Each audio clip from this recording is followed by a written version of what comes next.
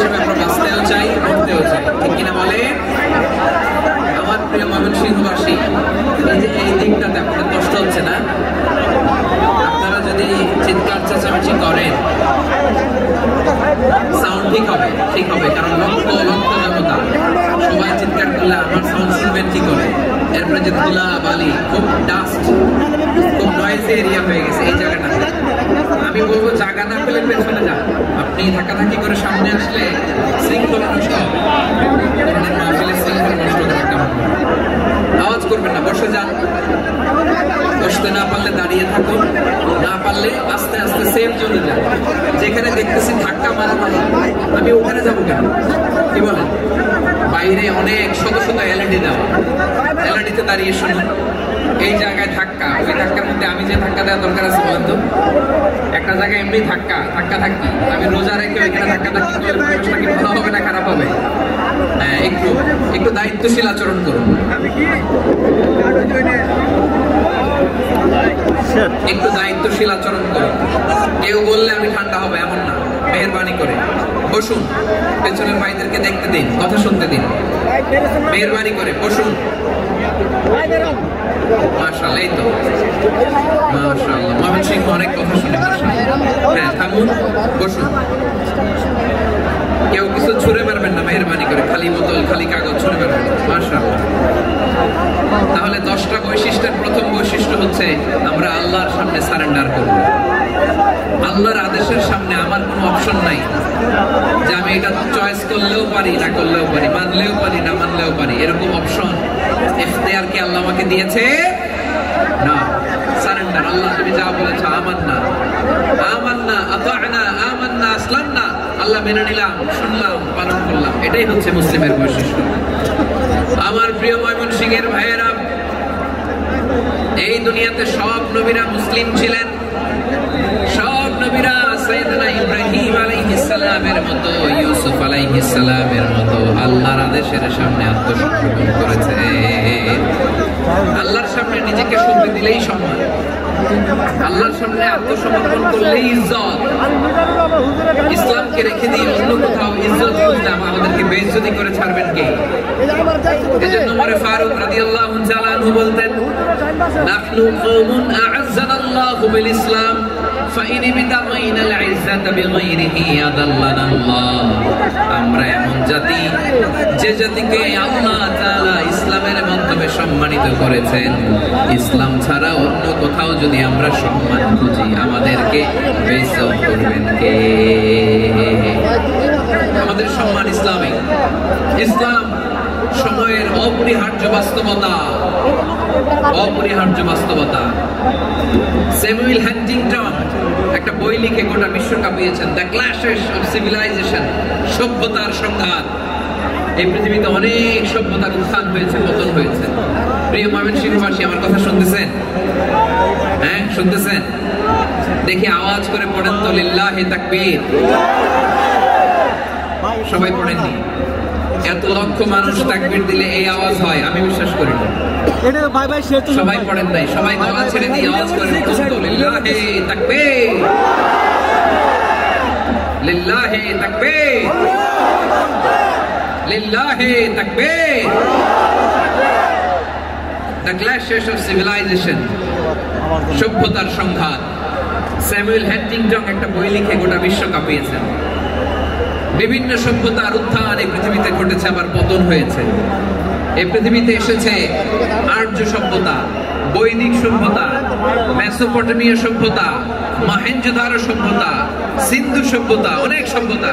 এখন চলতেছে পাশ্চাত্যের ডমিনেশন, তারা এখন সুপার পাওয়ার। স্যামুয়েল হান্টিংটন বলে, এক সভ্যতা, এক সুপার পাওয়ার বেশি দিন প্রভাব খাটাতে পারে না। এই পাশ্চাত্যের এই সভ্যতারও একদিন কবর রচিত হবে, এটাও একদিন নিচে নামতে বাধ্য হবে। এরপরে এমন এক সভ্যতা দাঁড়াবে যে সভ্যতার পতাকার মধ্যে থাকবে লেখা লা ইলাহা ইল্লাল্লাহ। ওই সভ্যতার পতন পৃথিবীর কেউ করতে পারবে না। চিল্লায় বলেন ঠিক কিনা? সেটাই হচ্ছে ইসলাম। নাহনু কওমুন আ'আজ্জানাল্লাহু বিল ইসলাম। আমরা এমন জাতি, যে জাতিকে ইসলাম দিয়ে সম্মানিত করেছে কে? ফাইন ইবতাগাইনাল ইজ্জাতা বিগাইরিহি আদাল্লাল্লাহ। ইসলাম ছাড়া অন্য কোথাও যদি আমরা সম্মান তালাশ করি, আমাদেরকে আল্লাহ তাআলা অপমানিত করে ছাড়বেন। আমার প্রিয় ভাইরা, শান্ত হন, মেহেরবানি করে শান্ত হন। আপনারা চান যে ধাক্কা ধাক্কি করে আমারে দেখার জন্য সামনে আসবেন, এরপরে আমি দোয়া করে চলে যাই, এটাই চান নাকি? এটাই তো চান নাকি? তো এই যে আমি তো দেখতেছি বাম দিকে লক্ষ লক্ষ জনতা দাঁড়িয়ে আছে, হাজার হাজার মানুষ দাঁড়িয়ে আছে। আপনাদের সমস্যা কোথায়? এদিকে, এই দিকটাতে কি? পেছনে যান, চলে যান, পেছনে দূরে সেফ জোনে যান। ব্যথা পাবেন, এখানে ব্যথা পাবেন। একটু জিকির করেন, সুবহানাল্লাহ, আলহামদুলিল্লাহ, লা ইলাহা ইল্লাল্লাহ, সুবহানাল্লাহ, আলহামদুলিল্লাহ, লা ইলাহা ইল্লাল্লাহ, সুবহানাল্লাহ, আলহামদুলিল্লাহ, লা ইলাহা ইল্লাল্লাহ। সবাই পড়ুন, সুবহানাল্লাহ, আলহামদুলিল্লাহ, লা ইলাহা ইল্লাল্লাহ। আল্লাহ নামের জিকির করবে যারা, আল্লাহর কাছে প্রিয় তারা, আল্লাহর কাছে প্রিয় যারা, জান্নাতে প্রবেশ করবে তারা। জোরে লা ইলাহা ইল্লাল্লাহ, লা ইলাহা ইল্লাল্লাহ, জোরে লা ইলাহা ইল্লাল্লাহ, লা ইলাহা ইল্লাল্লাহ, লা ইলাহা ইল্লাল্লাহ, লা ইলাহা ইল্লাল্লাহ, লা ইলাহা ইল্লাল্লাহ, লা ইলাহা ইল্লাল্লাহ, মুহাম্মাদুর রাসূলুল্লাহ সাল্লাল্লাহু আলাইহি ওয়াসাল্লাম। মাশাআল্লাহ, হ্যাঁ, এই তো শান্ত হয়ে যাচ্ছে। আমার দিকে তাকান, এদিকে তাকান। আইন শৃঙ্খলা বাহিনীর ভাইয়েরা, স্বেচ্ছাসেবক ভাইয়েরা যে নির্দেশনা দেয় আপনারা মেনে নিন, মেনে একটু শান্ত হন। শান্ত হইতে হবে, এটা কোরআনের মজলিস। সওয়াব কামাতে এসে গুনাহ নিয়ে ফিরবেন। হ্যাঁ, যারা বেশি জায়গা পেয়েছেন একটু জায়গা দিয়ে বসতে দেন। বসে যান, বসে যান, হ্যাঁ বসে যান। মাশাআল্লাহ, হ্যাঁ বসে যান, বসে যান। আমার প্রিয় ভাইরা, আমার দিকে তাকান। জি, বসে যাবেন, বসে যাবেন, মেহেরবানি করে। ইসলাম, ইসলাম ছাড়া অন্য কিছু আমরা মানি না, মানবো না। চিল্লায় বলতে হবে ঠিক কিনা? ইসলাম বিরোধী কোনো মতবাদ আমরা মানবো না। চিল্লায় বলেন ঠিক কিনা? ইসলাম আছে, ইসলাম থাকবে। যারা ইসলামকে মাটির নিচে গেড়ে ফেলতে চায়, ওরা জানে না ইসলামের ধর্ম কি। ইসলাম চারা বীজের মতো, ইসলামকে জমিনের ভিতরে গেড়ে দিতে চাইলে এটা শাখা প্রশাখা নিয়ে আসমানের দিকে, উপরের দিকে উঠে যায়। চিল্লায় বলেন ঠিক কিনা? এজন্য আল্লাহর হাবিব বলেন, ৬টি মৌলিক কর্মসূচির সারমর্ম হলো ইসলাম। আওয়াজ করে বলেন তো কয়টি? হাদিসে জিবরিলে, সাইয়েদনা জিবরিল আলাইহিস সালাম বিশ্বনবীকে বললেন, ও নবী আপনি বলেন তো ইসলাম কি? ইয়া মুহাম্মদ আখবিরনি আনিল ইসলাম। ইসলাম কারে বলে আপনি বলেন। আল্লাহর হাবিব বললেন, আল ইসলামু আন তাশহাদা আন লা ইলাহা ইল্লাল্লাহ ওয়া আন্না মুহাম্মাদার রাসূলুল্লাহ ওয়া তুকিমাস সালাতা ওয়া তুতিয়াজ যাকাতা ওয়া তাসুমা রমাদান ওয়া তাহাজ্জাল বাইতা মান ইসতাতাআ ইলাইহি সাবিলা। আল্লাহর হাবিব ফরমান, ৬টি মৌলিক কর্মসূচির সারমর্ম হলো ইসলাম। এক হলো তুমি সাক্ষী দিবা আল্লাহ ছাড়া কেউ নাই, মুহাম্মদ ছাড়া রাসূলুল্লাহ তিনি আমাদের রাসূল। সালাত কায়েম করবা, যাকাত আদায় করবা, সামর্থ্য থাকলে আল্লাহর ঘরে হজ করতে যাবা। এই ৬টা কর্মসূচির সারমর্মের নাম হলো ইসলাম। ময়মনসিংহবাসী আওয়াজ করে বলেন, এই ৬টা কর্মসূচির সারমর্মের নাম কি? তাহলে ইসলাম কারে বলে বুঝতে পারছেন? এই যে এখানে কত সুশৃঙ্খল, আমার দিকে তাকায় আছে চাতক পাখির মতো, কি সুশৃঙ্খল। আর এই যে ধাক্কা ধাক্কি করতে করতে, ভাইরা বসে যান, বসে যান, বসে যান, কষ্ট হইলেও বসে যান।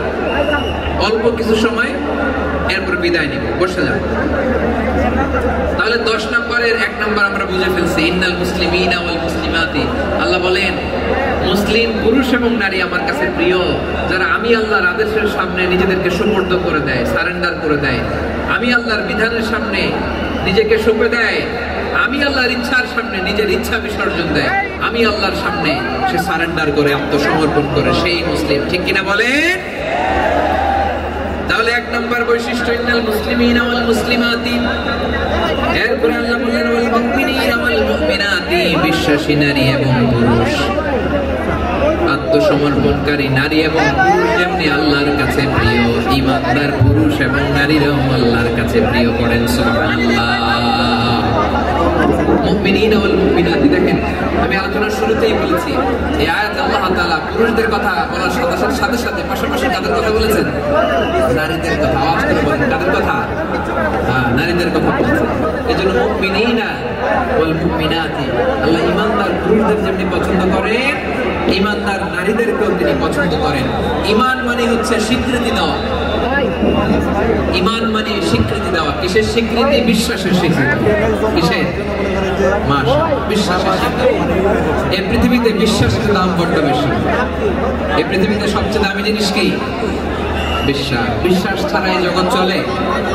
স্বামী স্ত্রীর সম্পর্ক কিসের উপর টিকে থাকে বলেন তো? হ্যাঁ, বিশ্বাসের উপর। স্বামী স্ত্রীর সম্পর্ক টিকে থাকে বিশ্বাস। আচ্ছা, পার্টনারশিপে যারা ব্যবসা করে, পার্টনারশিপের বিজনেস, এটা টিকে থাকে কিসের উপর? বিশ্বাসের। এই জগৎটাই চলে বিশ্বাসের উপর। বিশ্বাসীরা এই পৃথিবীতে না থাকলে আল্লাহ এই পৃথিবীও টিকায় রাখতেন না। একজন বিশ্বাসী এই পৃথিবীর বুকে বেঁচে থাকলে আল্লাহ তাআলা এই পৃথিবী ধ্বংস করবেন না। চিল্লায় পড়েন আল্লাহু আকবার। এই পৃথিবীর সবচেয়ে দামি বস্তু বিশ্বাস, সবচেয়ে দামি। বিশ্বাস দিয়ে এই পৃথিবী চলে। এজন্য জ্ঞানীরা বলে বিশ্বাসে মিলায় বস্তু, তর্কে বহুদূর। বলে না? বিশ্বাসে মিলায় বস্তু, তর্কে বহুদূর। বিশ্বাসে এই পৃথিবী টিকে থাকে। আচ্ছা দেখেন, ঢাকা থেকে একজন লোক কক্সবাজার যাবে। প্রিয় মানুষবাসী আওয়াজ করে বলেন, কই যাবে? ডবল ডেকার বাস আছে না, যেগুলোতে ঘুমায় ঘুমায় যাওয়া যায়। তো দেখবেন অনেক প্যাসেঞ্জার বাসে উঠে আস্তে করে ব্ল্যাঙ্কেট নিয়ে, কম্বল নিয়ে ঘুম দিতেছে। দেখেন তার কি বিশ্বাস ড্রাইভারের উপরে। এই বাস তো তারা চালাইতে চালাইতে নওগাঁ নিয়ে যেতে পারে, এই বাস তো তারা নিয়ে পঞ্চগড় ছেড়ে দিতে পারে, কিন্তু তার কোনো টেনশন নাই। সে দেখবেন ব্ল্যাঙ্কেট নিয়ে, কম্বল নিয়ে দিছে, জনমের ঘুম। এর কারণ তার বিশ্বাস আছে যে সকালবেলা এই বাস কক্সবাজারেই পৌঁছবে। দেখেন বিশ্বাসের কত দাম। ঢাকা থেকে জেদ্দা উমরা করতে যারা যান, দেখবেন 40,000 ফিট উপরে বিমানে অনেকে কম্বল চাপা দিয়ে ঘুম দিতেছে। ঘুম। এই বিমান 40,000 ফিট উপর দিয়ে পাইলট চালায়া এটাকে আফ্রিকার জঙ্গলে নিয়ে যায় নাকি ভারত মহাসাগরে নিয়ে যায়, তার কোনো টেনশন নাই। সে ঘুম, কারণ তার পাইলটের উপর, এই এয়ারলাইন্সের উপর বিশ্বাস আছে যে সকালবেলায় এটা জেদ্দা আন্তর্জাতিক বিমানবন্দরে ল্যান্ড করবে। ঠিক কিনা বলে? বাবা বাবা তার কলিজার টুকরো সন্তানকে, ছোট্ট ছেলেটাকে দেখবেন মাঝে মাঝে আদর করে এরকম শূন্যে ছুঁড়ে মারে। আপনারা মারেন? ময়মনসিংহের বাবারা বাচ্চাদের সাথে এরকম মজা করেন না? তো উত্তর দেন না কেন? আপনারা করেন?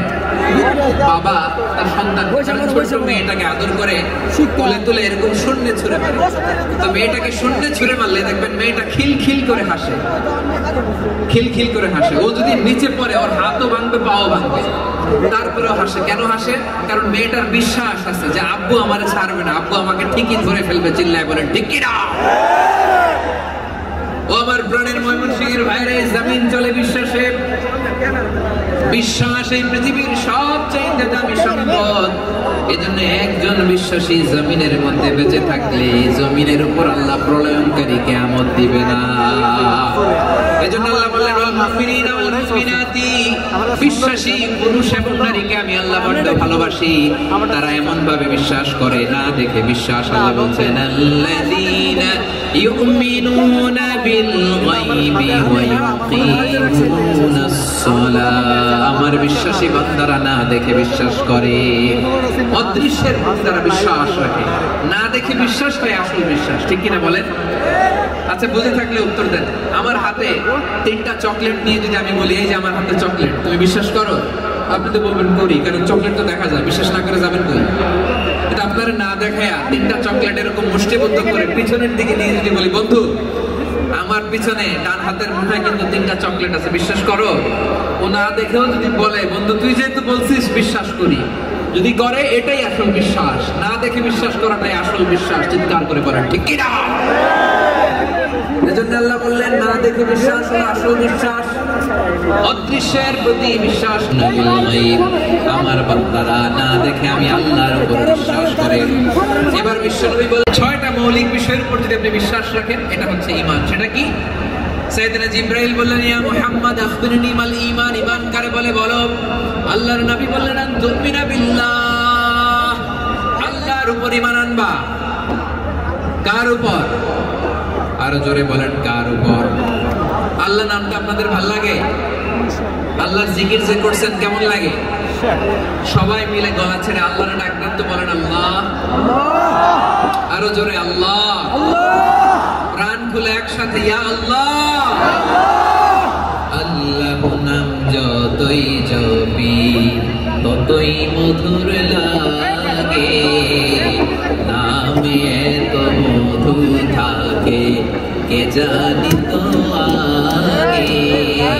আল্লাহ নাম যতই জপি, ও নাম জপে প্রিয়তম, ও নামে জপে মজনু সম, ওই নামে পাপিয়া গায়ে হৃদয় গোলাপে বাগে। আল্লাহ নাম যতই জপি, সুবহানাল্লাহ বলেন। আল্লাহর নাম এত মধুমাখা নাম, এত জাদুমাখা নাম, সব নবীরা এই নামের জিকির করেছেন, সব আল্লাহর ওলিরা এই নামটি জপেছেন। এজন্য এই নাম জপলে হৃদয় শান্ত করে দেয় কে? এজন্য আওয়াজ করে আল্লাহরে আবারও ডেকে বলেন ইয়া আল্লাহ।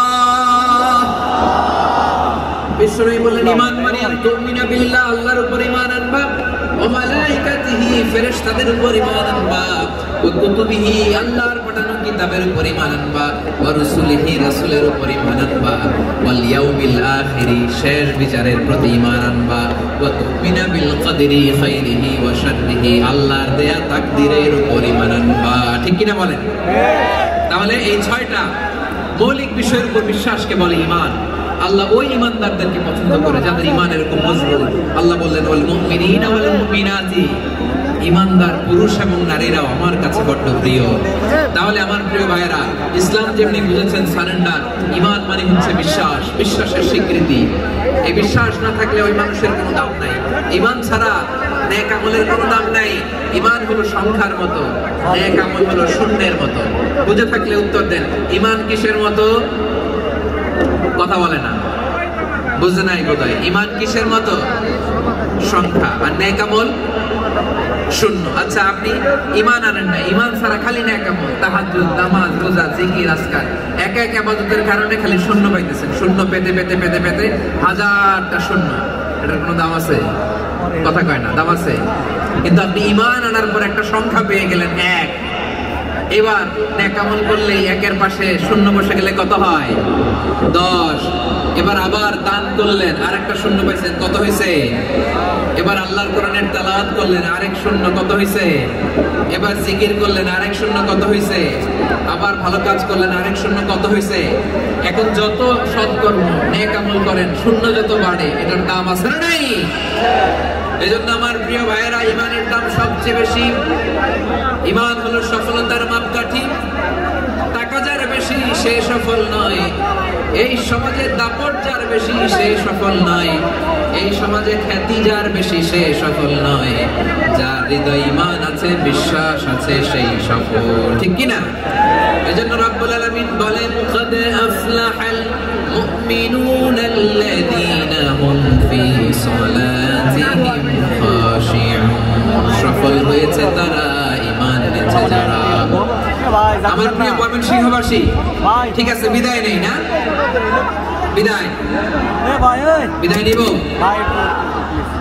তো। প্রিয় ভাইরা, এই 1 ঘন্টা যাবত আমি শান্ত হতে বলার পরেও অন্য কেউ শুনতে দিচ্ছেন না, নিজেও শুনতেছেন না, রোজাদারদের কষ্টের কারণ হইতেছেন। কি হইল তাইলে বলেন, বলেন? ময়মনসিংহের জেনজি এরকম করলে হবে? এটা তো জানি আমরা, লোক হয়ে গেছে বেশি, ধারণ ক্ষমতার যে লোক বেশি, এটা তো আপনারা দেখে আসতেছেন। কত প্ল্যান প্রোগ্রাম করে পুরো বিভাগীয় পুলিশ কমিশনার, পুলিশের এসপি, ডিসি মহোদয়, সব থানার ওসি, সব বাহিনী, অল প্রোটোকল, সব দলের রাজনৈতিক নেতৃবৃন্দ একসাথে হয়ে অল ফোর্স আর working together to completely end the programme successfully.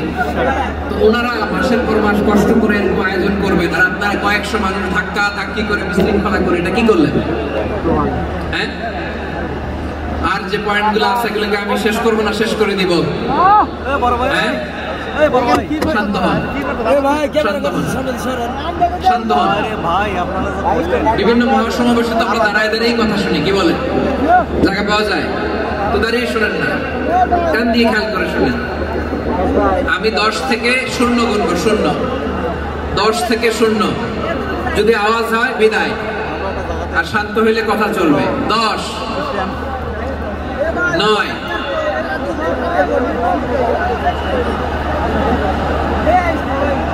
8, কেউ কাউকে থামেন, চুপ করেন, বলা দরকার নেই, নিজে চুপ, মানে যেভাবে 8, 7, 6, 5,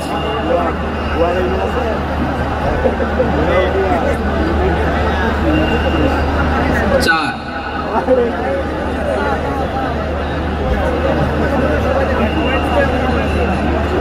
3,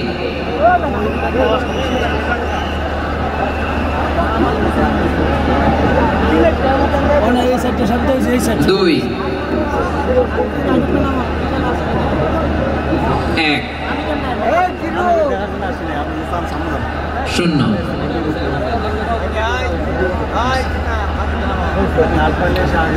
আমার প্রিয় ভাইয়েরা, এই ঈমান হলো সফলতার মাপকাঠি, এই ঈমান হলো বিজয়ের পূর্ব শর্ত। ইসলামের বিজয় আমরা বাংলাদেশে চাই কি চাই না? আওয়াজ করে বলে। রব্বুল আলামিন বলেন, ওয়ালা তাহিনু ওয়ালা তাহজানু ওয়া আনতুমুল আ'লাউনা ইন কুনতুম মুমিনিন। তোমরা চিন্তিত হয়ো না, ভেঙে পড়ো না, হতাশ হয় না, চিন্তিত হয় না, তোমাদেরই বিজয় হবে যদি তোমরা মুমিন হও। ঠিক কিনা বলেন? আপনারা কি অত্যাচার, আযাব, জুলুম দেখে ভয় পান? হ্যাঁ, নবীদের উপর অত্যাচার ছিল কি ছিল না? সাহাবাদের উপর ছিল কি ছিল না? এজন্য কোন অত্যাচার, হুমকি, দামকি, জেল, জরিমানা মুমিনকে তার ঈমানের রাস্তা থেকে এক বিন্দু পরিমাণ পেছনে হটাতে পারে না। চিল্লায় বলো ঠিক কিনা? আমরা জেনে বুঝে এই রাস্তায় এসেছি, এই রাস্তা থেকে আমাদেরকে কেউ পেছনে সরাতে পারবে না। চিৎকার করে বলেন ঠিক কিনা? আল্লাহ আমাদেরকে সুসংবাদ দেন, ওয়ালা তাহিনু ওয়ালা তাহজানু ওয়া আনতুমুল আ'লাউনা ইন কুনতুম মুমিনিন। হতাশ হয়ো না, নিরাশ হয়ো না, ভেঙে পড়ো না, তোমাদেরই বিজয় হবে যদি তোমরা মুমিন হও। এজন্য ঈমানের পথে আমরা থাকতে চাই কি চাই না? ঈমানের পথে অবিচল থেকে আমার মরণ যেন হয়। সবাই পড়েন আমিন। ঈমানের পথে অবিচল থেকে আমার মরণ যেন হয়। তোমারই কাছে মিনতি আমার, তোমারই কাছে মিনতি আমার, মহামহিম দয়াময়। ঈমানের পথে অবিচল থেকে আমার মরণ যেন হয়। পড়েন আমিন। তাহলে ইন্নাল মুসলিমিনা ওয়াল মুসলিমাতি, আল্লাহ বলে যে নারী এবং পুরুষ আমি আল্লাহর বিধানের সামনে আত্মসমর্পণ করে তাদের আমি ভালোবাসি। আবার যে নারী এবং পুরুষ আমার উপর, আখিরাতের উপর, নবীর উপর বিশ্বাস স্থাপন করে তাদেরকে আমি ভালোবাসি। বিশ্বাস হলো সবচাইতে দামি। ঠিক কিনা? মুসলিমিন মুসলিমাত গেল, মুমিনিন মুমিনাত গেল। এরপর আল্লাহ তাআলা বলেন আল কানিতিন ওয়াল কানিতাত, অনুগত নারী ও পুরুষ, অনুগত obedient to Allah, they present their highest loyalty to Allah, যারা আল্লাহর সামনে নিজেদের আনুগত্যের সর্বোচ্চ নমুনা পেশ করে, যারা আল্লাহর সামনে অনুগত হয়ে অটল থাকে, আল্লাহর আনুগত্যে নিজেকে যারা পেশ করে তাদেরকে বলে কানিতিন কানিতাত, অনুগত বান্দা এবং বান্দী, অনুগত পুরুষ এবং নারী। কি ভাইরা থামবেন না আপনারা? না মুনাজাত দিয়ে দিই নাকি? মুনাজাত দিয়ে দিই। থামবে না তো, ওনারা তো নিয়ত করেই ফেলছে থামবে না, আমারে উঠানোর আগ পর্যন্ত থামবে না। রোজা রেখে 1টা ঘন্টা এরকম ধাক্কাধাক্কি করলে হবে? হবে? হ্যাঁ, জায়গা না পেলে আস্তে আস্তে সরে যাবেন, চলে যাবেন। একে অপরকে কষ্ট দেওয়া ঠিক হচ্ছে না প্রিয় ভাইরা, একটু থামেন, আমার কথা আলোচনাটা শেষ করতে দেন।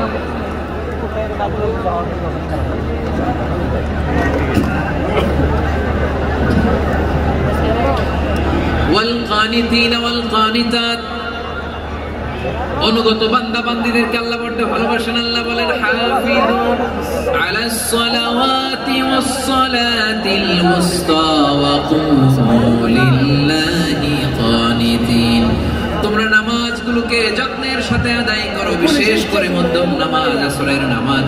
আর আমি আল্লাহর সামনে যখন দাঁড়াবা, আমি আল্লাহর সামনে যখন দাঁড়াবা অনুগত হয়ে দাঁড়াবা। আল্লাহর সামনে নামাজে যখন দাঁড়াবো অনুগত হয়ে দাঁড়াবো। অনুগত, আনুগত্যের সর্বোচ্চ টুকুন আমরা আল্লাহর সামনে পেশ করব। কেমন করে নিজের আনুগত্য প্রকাশ করতে হয় প্রিয় ভাই, আসুন বিষ্ণু ঈসা ইসলামের জীবনী থেকে দেখি। আল্লাহর হাবিব রাহমাতাল লিল আলামিন কেমন করে তিনি আল্লাহর সামনে আনুগত্য পেশ করতেন। আম্মা জানা আয়েশা রাদিয়াল্লাহু তাআলা আনহা বলেন, কানা ইয়াকুমু মিনাল লাইলি হাত্তা তাতাফাত্তারা কদামা, আমার নবী তাহাজ্জুদের যায় নামাজে যখন দাঁড়াতেন, এত লম্বা সময় দাঁড়িয়ে দাঁড়িয়ে তিনি কিয়াম করতেন, কেরাত করতেন। দাঁড়িয়ে থাকতে থাকতে থাকতে থাকতে আমার নবীর বরকতপূর্ণ, আমার নবীর মোবারক পা দুটো এরকম ফুলে যেত, আমার নবীর পা গুলো ফুলে যেত দাঁড়িয়ে থাকতে থাকতে। বিষ্ণু ঈসা ইসলামের পা ফুলে যেত। আম্মা জান আয়েশা এটা খেয়াল করতেন। খেয়াল করে বলতেন, ইয়া রাসূলুল্লাহ কদ গাফারাল্লাহু লাকা মা তাকাদ্দামা মিন যামবিকা ওয়া মা তাআখার। ও নবী, নিজের দেহের উপর কেন এত কষ্ট দেন? কেন রাত জেগে এরকম তাহাজ্জুদের জায়নামাজে দাঁড়িয়ে থাকতে থাকতে পা দুটো আপনার ফুলে যায়, কেন কষ্ট করেন? আল্লাহ কি বলে নাই, ও নবী আপনার আগের গুনাহ মাফ, পরের গুনাহ মাফ? আসলে বিশ্ব নবীর কোনো গুনাহই নাই। নবীরা মাসুম হয়, নিষ্পাপ হয়। তারপরে বিশ্বনবীর মর্যাদা স্ট্যাটাস বোঝানোর জন্য আল্লাহ বলেন, নবী আপনার আগের পরের সব গুনাহ আমি আল্লাহ মাফ করে দিলাম। আম্মা জানা আয়েশা বলে, না নবী, আগের গুনাহ মাফ, পরের গুনাহ মাফ, আপনি মাসুম নিষ্পাপ, তারপরে তাহাজ্জুদের জায়নামাজে কেন এত কষ্ট করেন? বিশ্বনবী জবাবে বলেন, আফালা উহিব্বু আন আকুনা আবেদান শাকুরা। ও আয়েশা, আমি কি শুকরগুজার বান্দা হব না? আমি কি শুকরগুজার হব না? আল্লাহ আমার সব মাফ করে দিয়েছে, ঠিক আছে, আমার গুনাহ নাই, ঠিক আছে, কিন্তু আল্লাহর নাজ নিয়ামত ছাড়া তো এক মুহূর্ত আমার পক্ষে বেঁচে থাকা সম্ভব না। সে আল্লাহর নিয়ামতের শুকরিয়া হিসাবে আমার কি শুকরগুজার হওয়া উচিত না? আফালা উহিব্বু আন আকুনা আবদান শাকুরা, আমি কি শুকরগুজার বান্দা হব না? ও আমার ভাইয়েরা, বিশ্বনবী ঠিক এমন ভাবে আনুগত্যের নমুনা দেখাতেন। এখানেই শেষ নয়। আম্মা জানা আয়েশা বলেন, তাহাজ্জুদের জায়নামাজে দাঁড়িয়ে থাকতে থাকতে ফালাম ইয়াজাল ইয়াবকি হাত্তা বাল্লা লিহিয়াতাহু, আমার নবী কিরাত পড়তে পড়তে কাঁদতে কাঁদতে দাড়ি বেয়ে বেয়ে ওনার পানি ঝরতো। আর এক জায়গায় এসেছে হাত্তা বাল্লা হাজরাহু, নবীর জামা ভিজে যেত চোখের পানিতে। অন্য বর্ণনায় এসেছে হাত্তা বাল্লাল আরদা, সিজদায় লুটিয়ে পড়ে যখন বিশ্বনবী কান্না করতেন, বিশ্বনবীর চোখের পানি দিয়ে জমিন ভিজিয়ে যেত, জমিন ভিজিয়ে দিতেন। কি আনুগত্য, কি আনুগত্য! তারপরে নামাজ শেষে দোয়ার মধ্যে বিশ্বনবী বলতেন, আল্লাহুম্মা ইন্নী আবদুক, ও আমার আল্লাহ, আমি আপনার দাস, ওয়া ইবনু আবদিক, দাসের ঘরের দাস, ওয়া ইবনু আমাতিক, দাসীর ঘরের দাস। কি বিনয়! দোয়াতে বলতেন, আল্লাহ আমি আপনার দাস, দাসের ঘরের দাস মানে আমার বাবা আব্দুল্লাহ আপনার দাস, দাসীর ঘরের দাস মানে আমার মা আমিনা আপনার দাস। সুবহানাল্লাহ। নাসিয়াতি বিয়াদিক, আমার মাথার চুলের ঝুঁটি আপনার হাতের মুঠোয়, আপনি যেখানে টানেন ওইখানে আমি যেতে বাধ্য। আপনি আমার চুল ধরে টানে, টান দিলে আমি ডানে যাই, বায়ে টান দিলে আমি বায়ে যাই, আমার কোনো ক্ষমতা নাই, সব ক্ষমতা আপনার।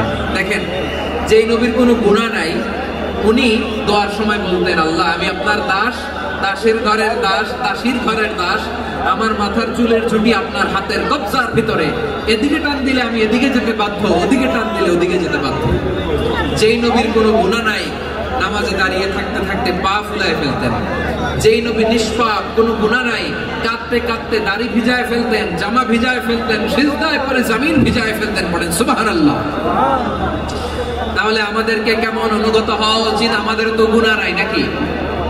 বিশ্বনবীর জন্য গুনাহ নাই, আমাদের তো গুনাহ নাই না? গুনাহ টুনা আছে আপনাদের? হ্যাঁ, যে বিশৃঙ্খলা করতেছেন গুনাহ তো নাই আপনাদের? হ্যাঁ, গুনাহ আছে আমাদের? গুনাহ নাই কার? দেখি হাত তোলেন তো। যে হুজুর আমি কোনোদিন কোনো পাপ করি নাই, নিষ্পাপ, বেগুনা, মাসুম, জান্নাত থেকে পালায় আসছি। জান্নাত থেকে পালায় আসছেন এরকম কে আছেন দেখি তো? আছে এরকম কেউ? আছে? নাই। আমরা সবাই পাপী, আমাদের পাপের কোনো শেষ নাই। আওয়াজ করে বলেন ঠিক কিনা? তাহলে আসুন আমরা